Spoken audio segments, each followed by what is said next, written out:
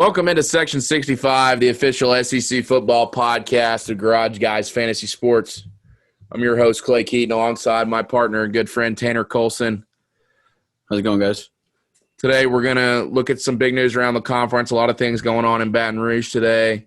Going to look at some over-unders for win totals for the season, and going to kind of just get into college football as a whole, talk a little bit about the dynamics, some things that have been going on with Dabo and Harbaugh up north.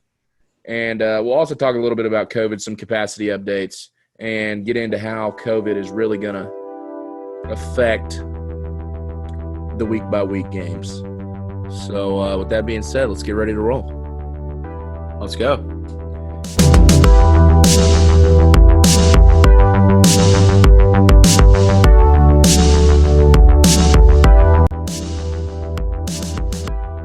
Tanner, let's get straight to Baton Rouge. Obviously, suspension today of Ray Palmer, the defensive lineman. He was redshirted last year. It's a big loss for LSU. I'm afraid that there's a lot of people out there, and I think it's starting to come to light more with all this stuff that's been going on in Baton Rouge. But and we'll get in more into it when we look at these over-unders. But I'm telling you, I said it last week, people should seriously start to get concerned in Baton Rouge because it's not 2019 anymore. Bengals, Bayou Bengals. There's some trouble in Tiger Town. That's all I've got to say, man. They're dropping like flies down there. Well, and it started with Jamar Chase and it's kind of trickling down. But I am really worried. I like LSU being able to compete at that level, to go into Tuscaloosa and beat Alabama. It's nice to see that. Yeah.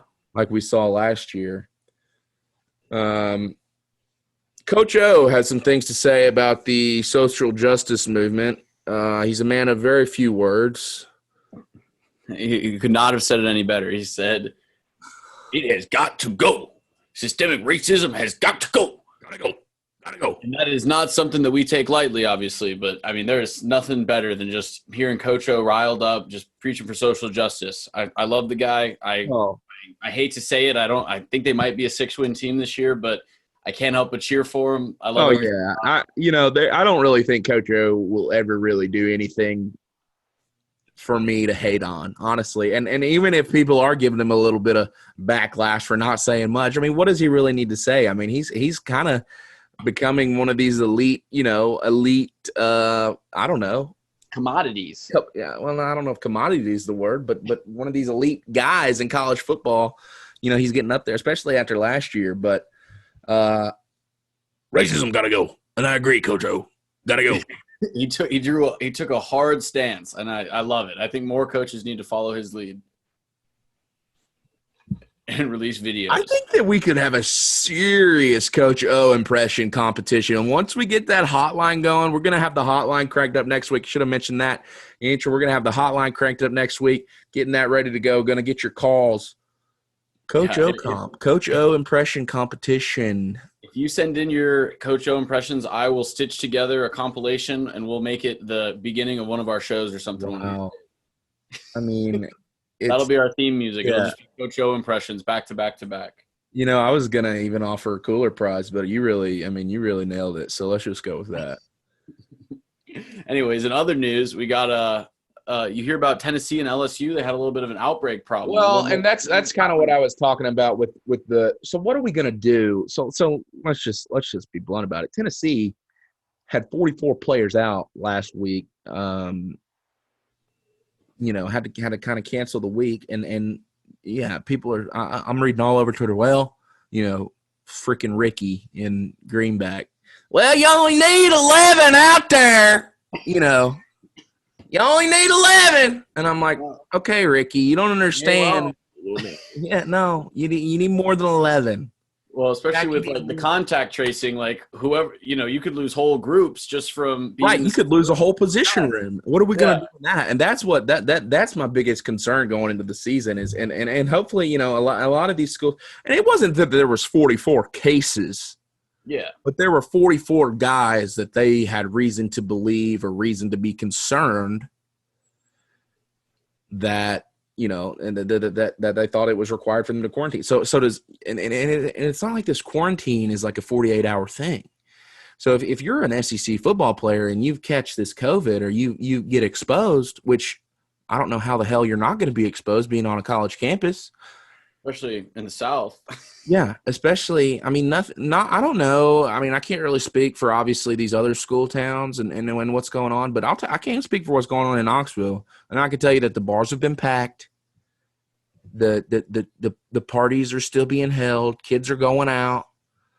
It's just how it's going to be, I think. I'm really interested to see how they're going to do the tailgating and to see the enforcement on that. But, like I said, you can't just sit out 10 days. I mean, you're going to if you're sitting out 10 days, and let's say you do have COVID and they don't, you can't be around your team, and then you're probably confined to a room. They're probably bringing. I mean, it's probably a little bit like prison. Realistically, it's a little bit like prison. If you get COVID, it's a little bit like prison, and you're not going to be able to work out, especially if you actually have some symptoms. Oh yeah. Well, in South Carolina, I know that they've got like 10 or 11 of the Greek life houses are all on quarantine. So they've got, 60, 70 kids all living in one place, and they're just locked in for 2 weeks, I think. Yeah, all these kids are moving in. They're moving all their shit in, and they're having to move it right back out. It's unbelievable. But, like I said, I just know on top of it for at least, finding these kids and pulling them out when they need to, especially with the season coming up so soon. Right. Well, and I just know, I mean, it's so easy, man, to get out of shape. I mean, and in the shape that you're in, at that level, yeah. I mean, did it hurt me to, when we would have, let's say we had Labor Day off when I was a freshman on the team. Hell no, I wasn't going to work out. I wasn't, I would take 3-4 days off and I would still be fine, because I think part of it is a lot of mental, once you start hitting those times and once you start, hitting those numbers that the coaches are expecting out of you, it's kind of mental. But until you hit those numbers, if you're out of shape. What, you puking at practice every day? It's not good. No, it's just not good. I mean, you literally won't be able to. I mean, if you just have to be in shape is what I'm saying. And then it's so easy to get out of shape. And so if we're going to have freaking position groups, the whole group is out. I mean, what are we going to do about that? I mean, I guess the best you could figure is like, I hope that this doesn't happen at all during the season. That's like a nightmare scenario for me, because it only takes one guy going into their position meetings to expose everyone, and everyone's out for the week. Like, what are you going to do? Put a bunch of tight ends at offensive line or something? Like, how, like, do you postpone games? Like, that's and I'm sure, I think it's going to happen. I really do. I think it's going to happen. And I think we're going to have to, we're going to have to talk about, well. Did you hear about Louisiana Tech? They were supposed to play their game this weekend. They had like 44 cases or something crazy like that. Yeah. Like they were supposed to play this weekend, and they had like half the team tested positive. So they got to reschedule. They pulled out. Yeah. I mean, I don't have many good things to say about Louisiana Tech. I mean, I'm sure they'll get it. I don't know much about Louisiana Tech either. I just very limited information, but I know they got some COVID down there. Well, the reason I say is that I don't give a shit about Louisiana Tech is because I hate to say his name even on the show, but we won't. We don't have to get into it, but I know what you mean. Yeah. Sorry, Bulldogs, you're out. Some more news from Baton Rouge. They did announce their capacity this week. Finally. Actually, today, LSU is going to have 25% capacity. They need to get this shit going. They need to hurry it up. They need to get these tickets out, because these fans are going to want to, and especially if they're doing it like Tennessee with the reassignments and stuff, it's a lot of work that needs to be done. They're the reigning champions, man. Those people have got to be just chomping at the gill right now. Gosh, man. I mean, trying to get in that fucking stadium, especially down in LSU of all places. Like, those people, like, LSU's barely even America. Like, the state of Louisiana, it's like some weird mixture of French and redneck, and who even knows what's going on down there. Everyone's covered in seasoning. I had a cousin who had an August wedding in Baton Rouge, and it was a great wedding. They actually had a great bar, and I bet they have a great time down there. Don't get me wrong. No disrespect. But yeah, that didn't mean that it wasn't hotter than hell. I mean, I think it was maybe 101. But I got to wear shorts at the wedding. It was a great wedding. It was awesome. 101 in a swamp. Yeah, yeah. Not bad. We've got two teams who have not released their capacity updates. Very predictably. Yeah. Shockingly, the Vanderbilt Commodores have tried to decide what percentage of zero they're going to have in their fans this year, in their stadium this year. And then little brother to the north, the Kentucky Wildcats, also have not announced their capacity. It wouldn't surprise me at all if Vanderbilt is like sending out emails to all of like the students and the alumni and stuff just to see how many people would even be interested in going. And then whatever that number is, they're just going to say that's their capacity. So I bet it'll be somewhere around 7% maybe. Isn't that usually about the normal turnout? So they'll probably announce 7% and they'll have all 7% sold out next week or on the 26th whenever they play first. But that's my bet. Vanderbilt is not selling anything out. They're not selling whatever. Hey, you want to talk about over-unders? If there's an over-under on if Vanderbilt's going to be under 5% capacity, I'm taking the freaking under every time because I'm not kidding you, man. Nobody gives a shit about the city of Nashville is orange. There's too much other stuff going on. Yeah, the city they can't get the time of day. Of Memphis is orange.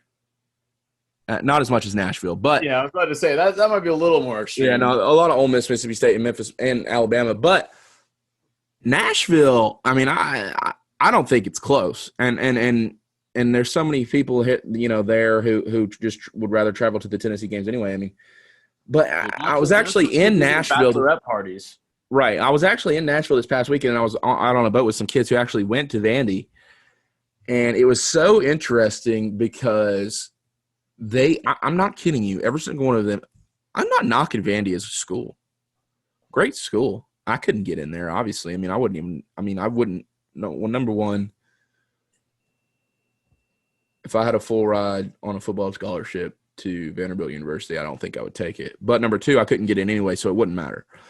Yeah, true. They actually But every single one, there was probably 6 or 7 guys and girls who all went to Vandy who were on this houseboat with us downtown Nashville, and they were all just talking about how ashamed they are to go to Vandy and how they don't want to tell anybody that they go to Vandy. Dude, and I was like, well, hey, why don't you just talk about your ACT score or something? You don't have to talk about how you're going to win. I mean, how your freaking over-under projection for Vegas is 1. You don't have to talk about that because we all are going to take the under, and we're all going all in on it. We'll get more into that. Go D2 or go to the MAC or somewhere where at least you can compete with other schools. I mean that place just sucks all the sports pride right out of you. I bet. I mean there are high schools in Nashville with better facilities than that Vanderbilt Commodore facility. It's unbelievable. Yeah, they got to show them some love. Yeah, but anyway, I'm sure Kentucky and Vandy will figure that out. I don't necessarily know. What they're going to do, but I'm sure they'll figure it out. At least Kentucky. There are some Kentucky football fans with some pride, but I'm dead serious. I think it would just be better for Vanderbilt to just say no fans. That way they don't have to worry about it. They don't have to worry about collecting, hey, can we get your $40 season ticket donation? Yeah, I think that they're just gonna maybe do like a bake sale or something like that. They actually could do a bake sale. I think a bake sale might be their best bet to keep the team going. Yeah. I think otherwise Broadway bake sale on Broadway Friday for Vanderbilt football. Maybe get a car wash going or something. I think they're probably going to make a little more money doing that than actually playing games. It's almost a shame that the rest of the SEC has to share profits with them. They're like an anchor probably for the rest of the anchor down. They seriously anchor down anchoring the entire conference down. That is what they say. Anchor down. Anchor down. And I'll tell you, when those sorry sons of bitches put that freaking power tee upside down, ooh. I'll tell you what, buddy.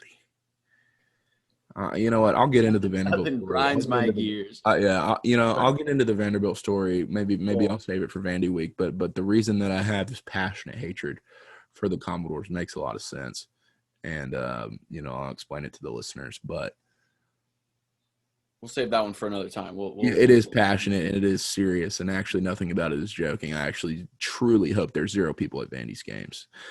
All right. I'm excited to hear that one, but I'll take this over. Speaking of things we're passionate about, my South Carolina Gamecocks. It sounds like things in like summer or not summer camp. It sounds like Ryan Helinski might not be winning the starting job, and it might go to what's his name, Tyler Hill. I don't even know. Colorado State, right? Transfer. Yeah. So Mike Bobo, our offensive coordinator, who I mean, he's probably better with slurs than I am with player names, but I guess he's got a thing for his old Colorado State guys, and they're saying they think Ryan Helinski, the freshman phenom, might not even end up starting this season. So I'm not sure what's going on there. I think we're getting like some 5th-year Colorado State guy in instead. So that should be Colin. Yeah, you got his name. No, his name's Colin Hill. That's what you said. Oh, Colin Hill. I think I said Tyler Hill, but I was close enough. But yeah, Colin Hill. I mean, interesting. Hey, either way, maybe they're thinking he can just hold the seat down well enough to keep Muschamp's job, or maybe. Well, he's been in that Bobo offense. He's been in that Bobo offense. So maybe that's what they're thinking. Maybe Muschamp thinks Colin's the guy that's going to save his job, but I mean, I was never guy, and I don't know if Colin Hill is going to be quite enough to keep it. Yeah, I mean, I was never a huge Helinski. I don't think the Ryan Helinski is that talented, but I did support him and all that stuff. He's all right. Yeah, I mean, he's brother and all that. He's kind of he's a great guy to get behind. He really is. He's definitely a guy that I want to see do well. I have a feeling that for every game that he starts for the rest of his career, I think the 3 is here to stay. I think we're going to rock the 3s for forever. So yeah. Obviously a cool story, and the media really likes that and everything. I'm a little torn on him too, but hey, if Colin Hill knows what he's doing and he's been with Bobo for a couple years. Well, I'm not saying that I want him to play. Obviously think that the better player should play. I'm just saying that it's easy to cheer for a story like that. Oh, no doubt.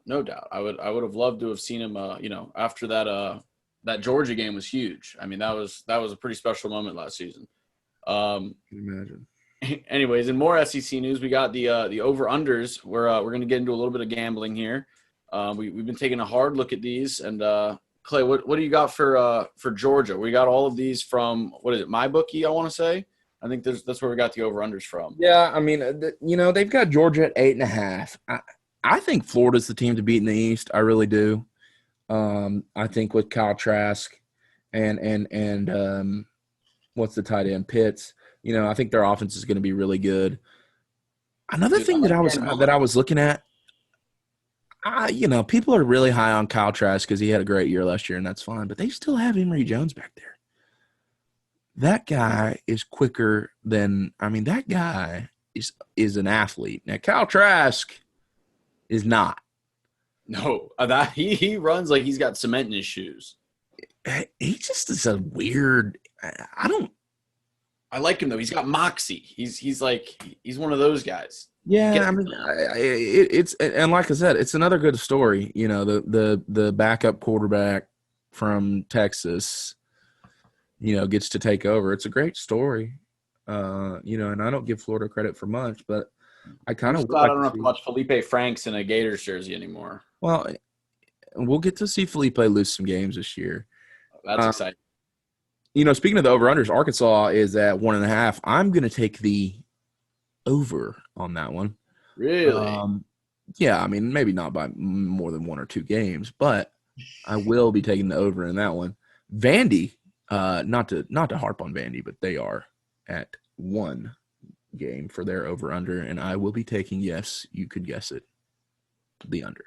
You're going to bet money that Vanderbilt is going to win 0 games this year. You think they're more likely to win 0 than any is basically what you're saying.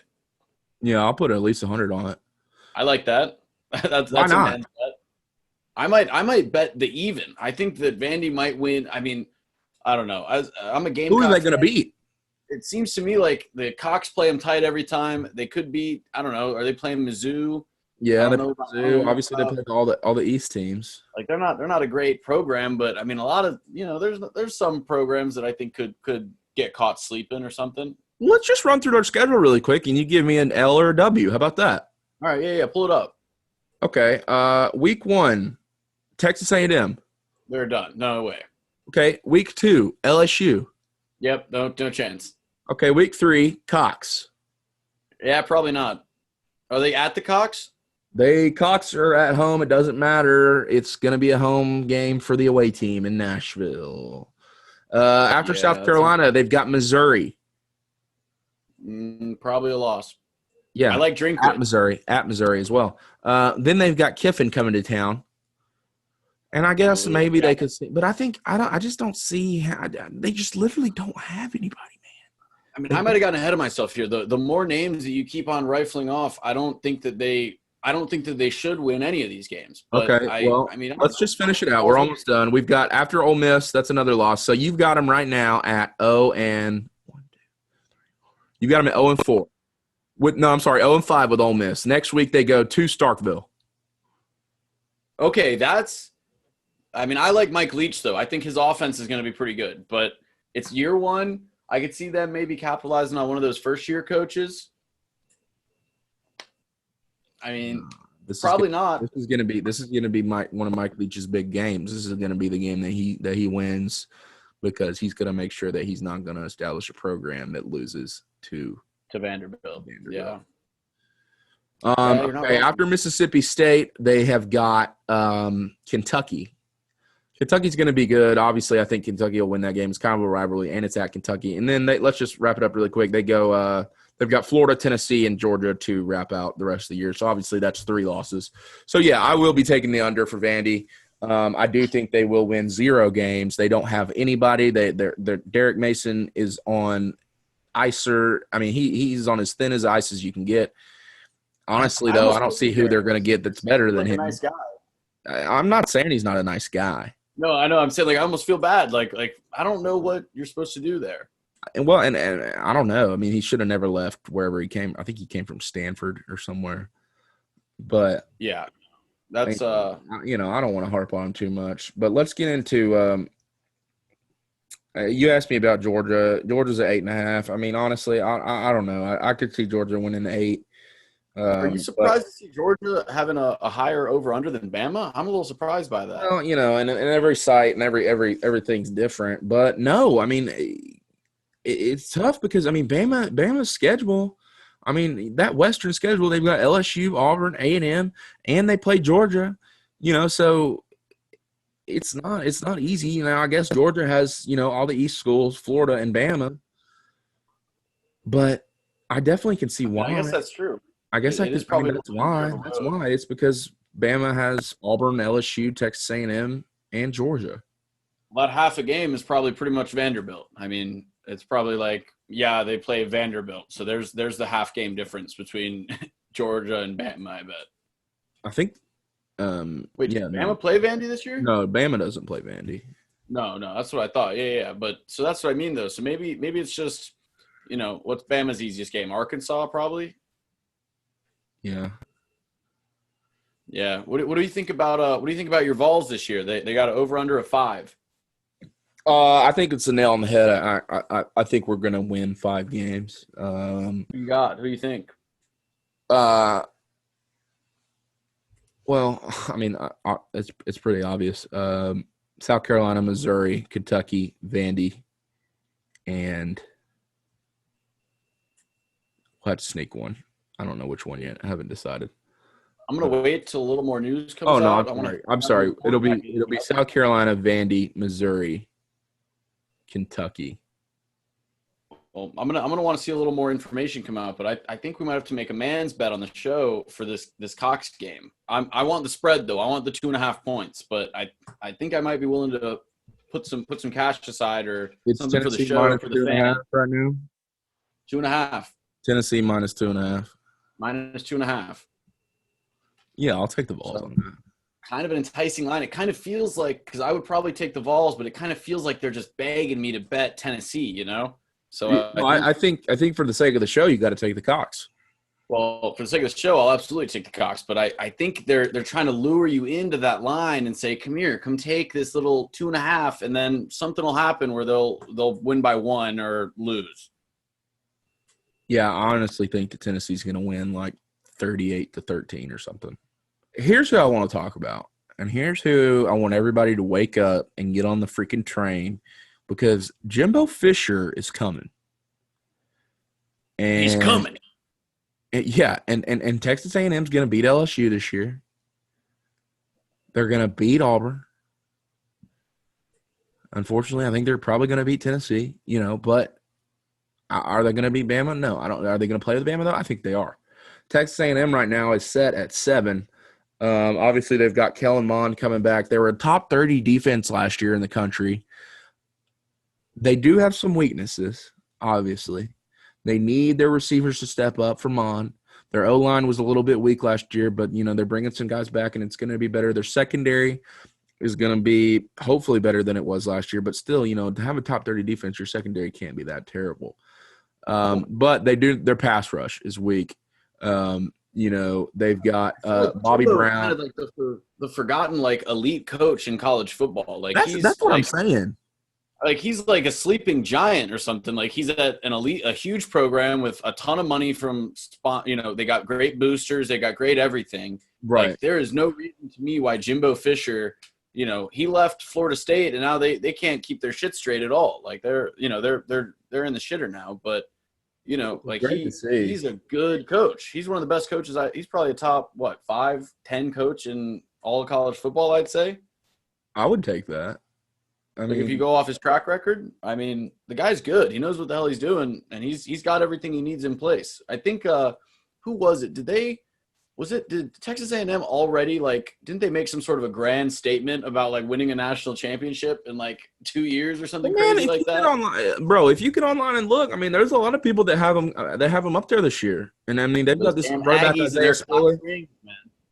They're lunatics. If they can get that running back going, Spiller, if they can get him going, he had 10 touchdowns last year. Bobby Brown, one of their D linemen, apparently he's down weight. I guess he was a fat ass and couldn't get off the ball, but apparently he's down weight. And then they've got this other guy, Peavy, who Jaden Peavy, senior. Apparently he's got some NFL draft potential, so we'll see. But I'm telling you, I really think things are aligning for Texas A&M to be. Dude, I've been waiting on Texas A&M to figure it out for a couple of years now, and I don't like the Aggies, but I'm an Aggie.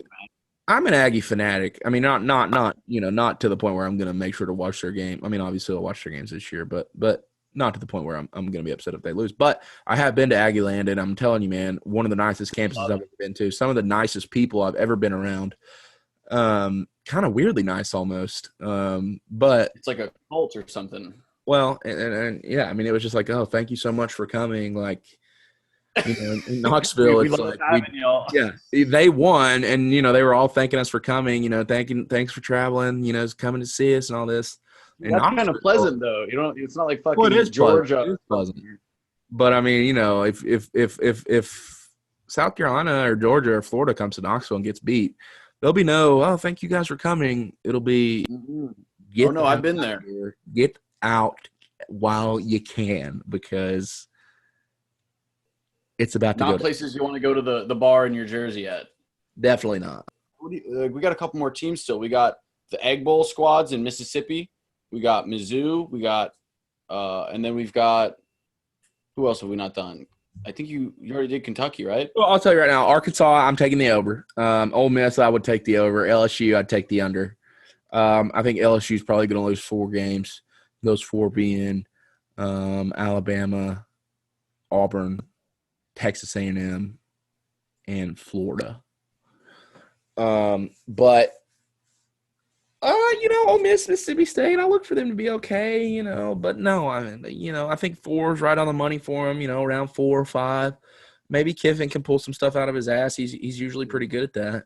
My only hope for this season in the SEC outside of the Cox somehow figuring something out, which I really just don't see happening. I want to see Ole Miss and Mississippi State become a great rivalry. I want to see Lane Kiffin. Oh my I want gosh. to see Mike Lee.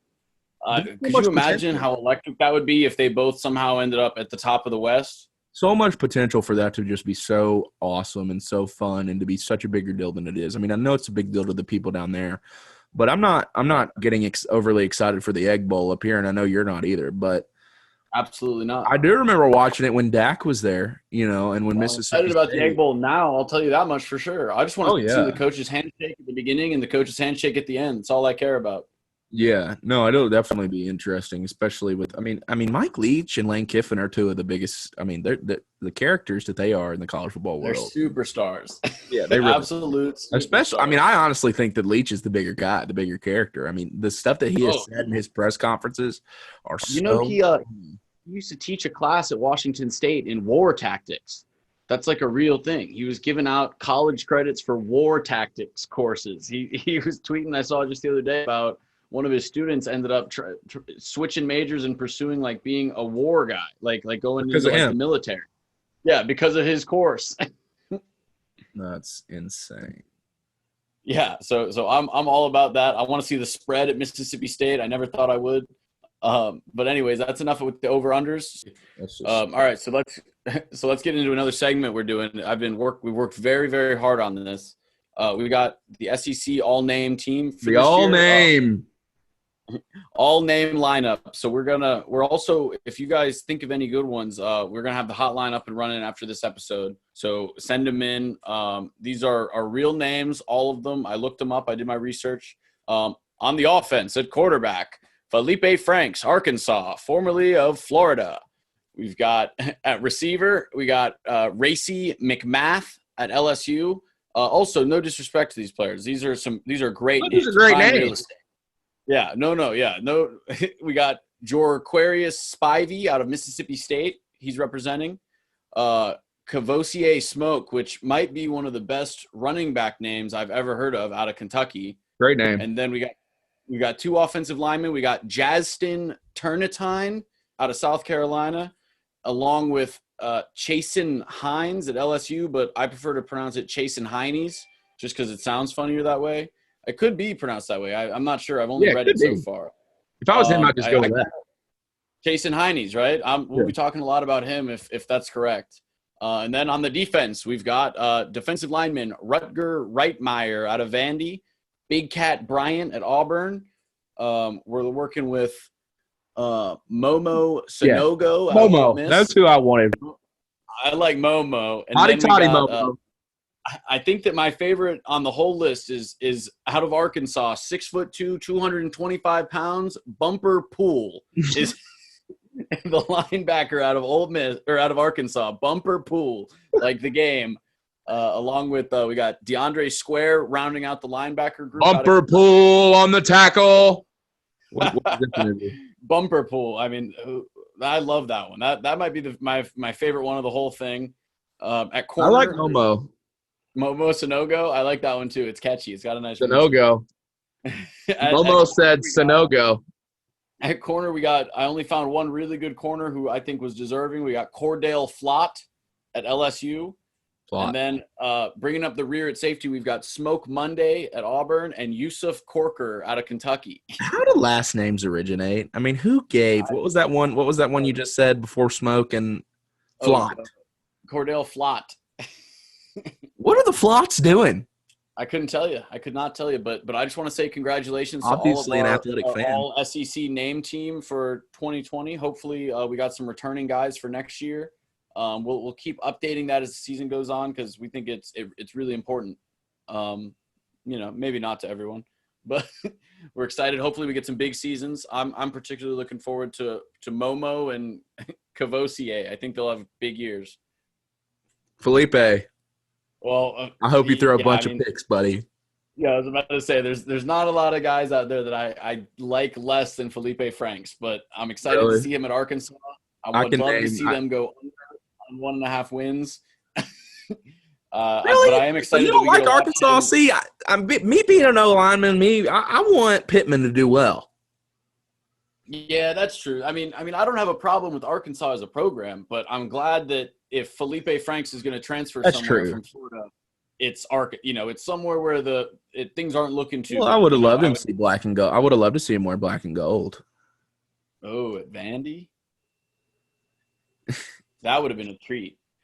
I just wherever I can watch Felipe Franks flail around and be dislikable, I'm up for it. Nobody wants to see him go succeed. I don't think. Well, he's such a But yeah, he's dick. Florida, I mean, Tebow, you got Tebow, and then you got this dickhead Franks. Yeah, he didn't fit the bill for me, and I never know if it's just because I hate the lizards down in Gainesville, but yeah, he doesn't do it for me, but he does. I will say have a great all time. He belongs on the all name team. Anyways, let's get to some other news around the league real quick before we sign out. We got Dabo Sweeney, the man himself. That wouldn't be around the league there, Buster, but what? You said around the league. Sorry, around the college football league, I should say. But we got Dabo's back in the news. He doesn't want to wait on the Big Ten for the title. Well, do you? Game. Hell no. I've seen how this goes. Ohio State gets in every year, and then they get their asses kicked by somebody. Yeah. Same with, I'm almost bummed that Oklahoma's got to be in. I mean, I'm sure it'll be them again, and they never really acquit themselves that well. So I think really Ohio State's smart here because you can't get blown out if you just don't play.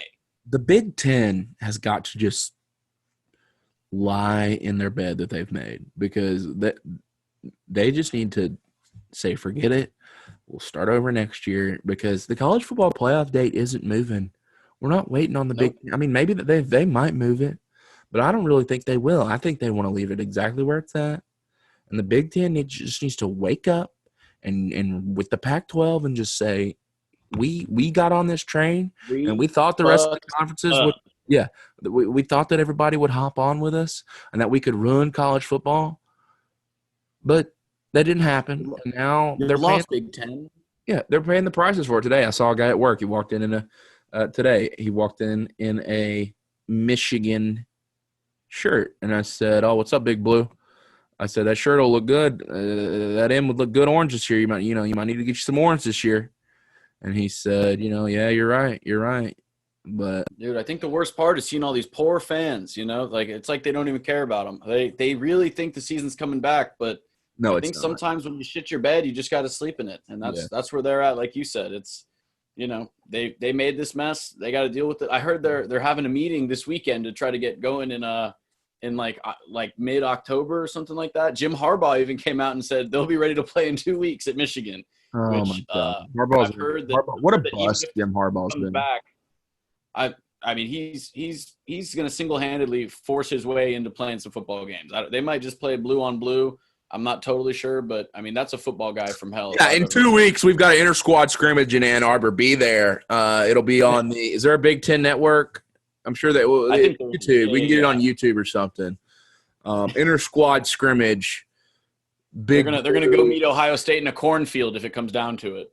Michigan and Ohio State are going to be playing in some field in the middle of nowhere. Field of Dreams style. Yeah. They're not doing anything. They're not having a season. It's not happening. Sorry to the Big Ten it's over. fans, but this is an SEC podcast. So and the Big Ten has made their decision and they've made their bed. Now they got to lie in it. And it sucks. It really sucks. I got some friends who are fans of Big Ten teams. I mean, I'm just trying to bring them over to the good side. Over to the orange. Sorry, Kevin Warren, you lost, bud. You lost. We'll enjoy watching his son play.